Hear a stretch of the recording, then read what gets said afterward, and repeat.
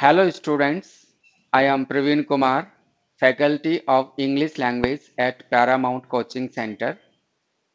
जैसे कि सभी स्टूडेंट्स इस बात को जानते हैं कि अभी ऑफलाइन क्लासेस को चलाना मुश्किल है, इसलिए हम लोगों ने भाटी एकेडमी के नाम से नई क्लासेस शुरू की हैं और जो हमारा नया बैच शुरू होगा वो 10 अगस्त से शुरू होने जा रहा है। इसमें कुछ सुविधाएं जो स्टूडेंट्स को दी गई हैं मैं शॉर्ट में आपको बता देता हूं। जिन स्टूडेंट्स ने पैरामाउंट में 2020 में एडमिशन लिया हुआ है उनके लिए बिल्कुल फ्री है, और जो स्टूडेंट्स 2019 में एनरोल हुए थे उनके लिए 90% की छूट दी गई है, और जिन्होंने 2018 में एडमिशन यहाँ लिया हुआ है उनको 80% की छूट दी गई है। और जो हमारे नए स्टूडेंट्स होंगे उनके लिए जो फीस दी गई है वो 11,999 है, लेकिन अभी अगर वो 8 अगस्त से पहले अगर एडमिशन लेते हैं तो उनके लिए जो फीस हम लोगों ने रखी है वो 3,999 रखी हुई है, और ज़्यादा से ज़्यादा स्टूडेंट्स एडमिशन लें और लाभ उठा सकते हैं, फीस कम है जब तक। अब रही बात इंग्लिश की, तो मैं आप लोगों को इंग्लिश पढ़ाऊंगा और इंग्लिश आपको इस तरीके से पढ़ाई जाएगी, यदि आप प्रैक्टिस करते हैं अच्छे से प्रॉपर गाइडेंस के साथ तो आपका सिलेक्शन बिल्कुल होगा। क्योंकि कुछ लोग ये कहते हैं कि जी प्रैक्टिस करो प्रैक्टिस करो, practice makes a man perfect.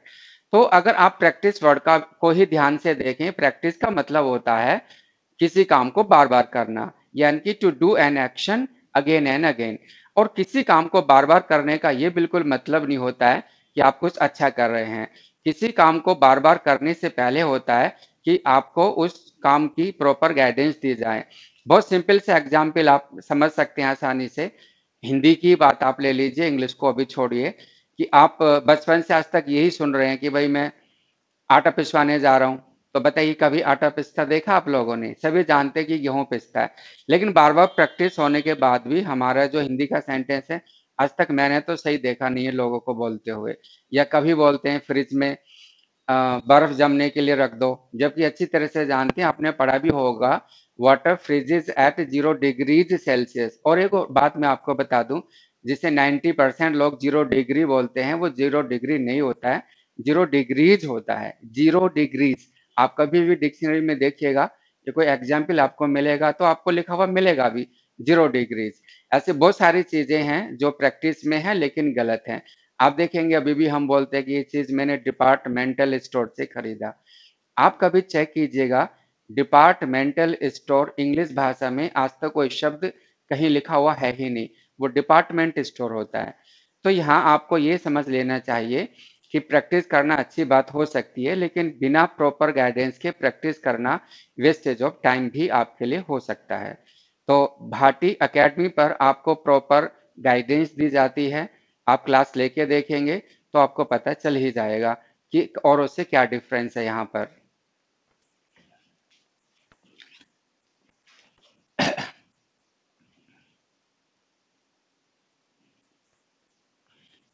अब इंग्लिश लैंग्वेज को किस तरह से तैयार करना है मैं थोड़ा सा आप लोगों को गाइड कर देता हूं कि आपको क्या करना चाहिए। देखिए, सबसे पहले स्टूडेंट्स को चाहिए कि वो बेसिक ग्रामर को समझे, उसको सीखे, पढ़े। बेसिक ग्रामर का मतलब बिल्कुल वही है जो आप समझ रहे हैं, यानी कि nouns,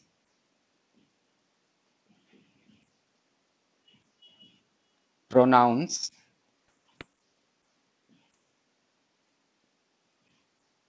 adjectives,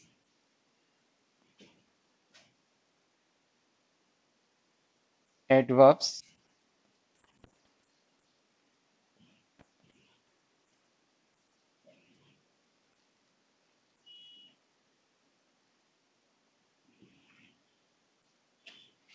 conjunctions and many मोर।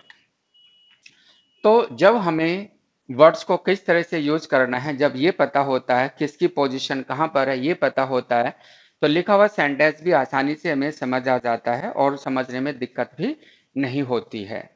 ठीक है।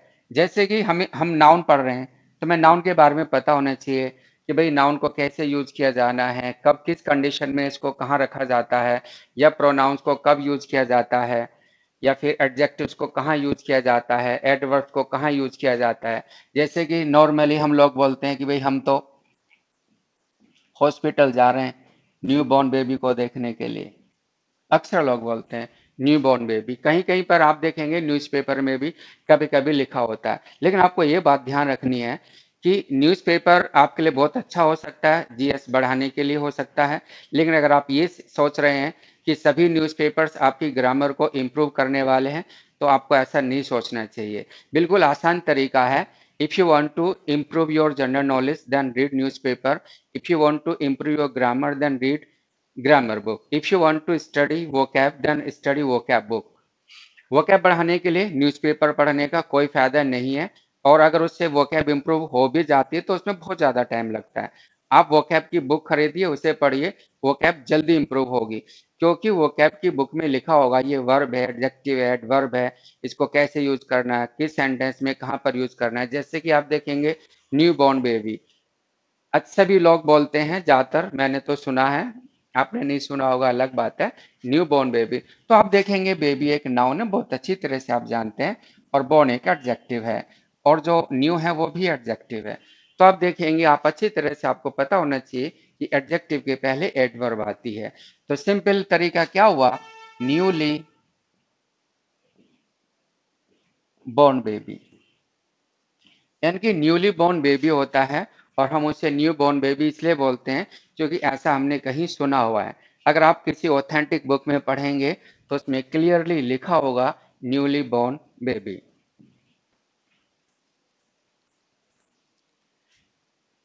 इसके अलावा जब भी आपको वोकैब को तैयार करें तो किसी बहुत अच्छी बुक से आपको तैयार करना चाहिए, क्योंकि खाली मीनिंग जान लेने का भी कोई फायदा आपको नहीं है। जैसे कॉमन वर्ड ले लेते हैं, अकॉर्डिंग टू, ठीक है। तो अकॉर्डिंग टू का भी अगर आप मीनिंग देखेंगे किसी डिक्शनरी में, हिंदी में अगर आप देखेंगे, वैसे आपको पता भी होगा कि के अनुसार लिखा है, के अनुसार। तो आप देखिए, जब आपने अकॉर्डिंग टू का हिंदी में मीनिंग बनाया के अनुसार, तो के अनुसार अगर आप याद रखेंगे, मीनिंग तो याद हो गया, लेकिन आप इसका यूज नहीं कर पाएंगे, अगर आप कर भी लेंगे तो वो यूज गलत होगा। जैसे कि हम बोलते हैं according to me he is a good student, according to me he is a good student। तो बिल्कुल ठीक सेंटेंस लग रहा है, क्योंकि हमने इसको हिंदी में याद किया हुआ है इसका मीनिंग, जबकि गलत है। गलत क्यों है, क्योंकि अकॉर्डिंग टू का एग्जैक्ट मीनिंग जो होता है वो होता है in the opinion of others, in the opinion of others, यानी कि दूसरों के अनुसार। तो आंसर हुआ इन माई ओपिनियन, यानी कि आप बोल सकते हैं according to my friend, according to a newspaper, according to a TV channel, ये सब आप बोल सकते हैं। तो शॉर्ट में आपको लिए बहुत अच्छा तरीका याद करने का कि अकॉर्डिंग टू के साथ कभी भी फर्स्ट पर्सन का यूज नहीं होता, यानी कि अकॉर्डिंग टू मी और अकॉर्डिंग टू अस नहीं होता, बाकी आप यूज कर सकते हैं।